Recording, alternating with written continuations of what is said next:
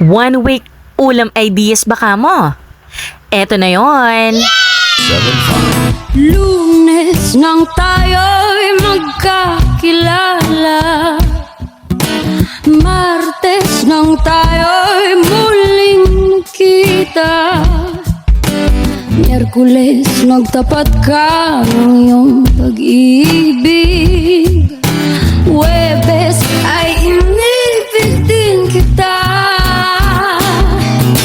Biyernes ay puno ng pagmamahalan, mga puso natin ay sadyang nag-awitan, Sabado tayo'y biglang nagkatampuhan, at pagsapit ng linggo, giliw ako'y iyong iniwan. O kay bilis ng iyong pagdating, pagalis ng sadyang kay